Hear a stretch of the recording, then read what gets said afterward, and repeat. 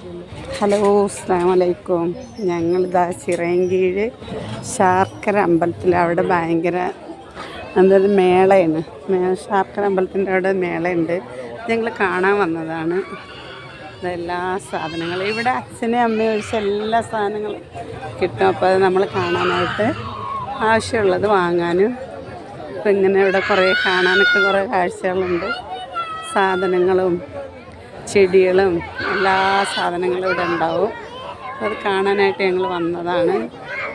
ഞാനുണ്ട്, മോനുണ്ട്, താത്തയുണ്ട്. അപ്പോൾ അതാ കുറേ കാഴ്ചകൾ കാണാനുണ്ട്. ഇവിടെ ഭക്ഷണങ്ങളൊക്കെ ഉണ്ടാക്കുകയും ഇവിടെ മിച്ചറും ചിപ്സൊക്കെ ഉണ്ടാക്കുന്ന സ്ഥലമാണ്.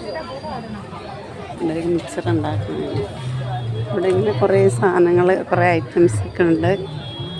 ഹലുവ, എല്ലാ സാധനങ്ങളും ഉണ്ട്. പിന്നെ പല ഐറ്റം ഹലുവയൊക്കെ ഉണ്ട്. ഇവിടെ കോഴിക്കോടൻ ഹലുവയൊക്കെ ഉണ്ട്. ഇവിടെ നല്ല ഐറ്റംസ് ഉണ്ട്. ഹലുവ പല കളർ ഹലുവയൊക്കെ ഉണ്ടോ.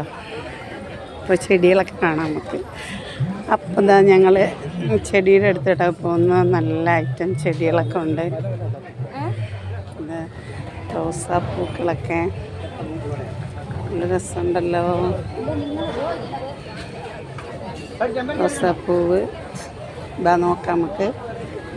അപ്പം നമ്മൾ ചെടിയുടെ ഐറ്റത്തിലോട്ടൊക്കെ കയറിയിട്ടുണ്ട്. ചെടിയൊക്കെ നോക്കാനായിട്ട് മൈസൂർ മുല്ല, ഇതാ റോസാപ്പൂ തന്നെ പല ഐറ്റം ഉണ്ട്.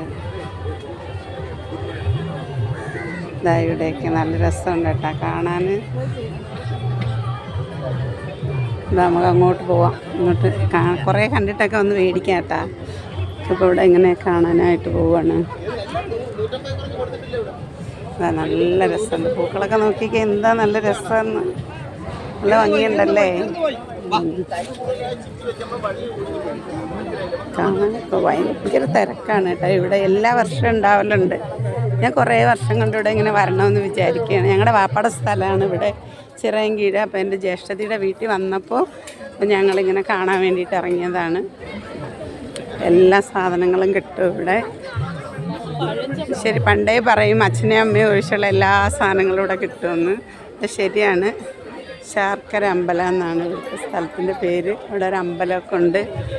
നമുക്ക് അപ്പുറത്തെ സൈഡിൽ പോകാം. ഇങ്ങോട്ട് പോകാം കാണാനായിട്ട്. അല്ലേ പോവാന്ന് ശരി. അവിടെ പോയിട്ട് ഞാൻ ലൈവ് ഇടുന്നതായിരിക്കും. ലൈവിൽ ആൾക്കാർ കയറിയ കാണാം.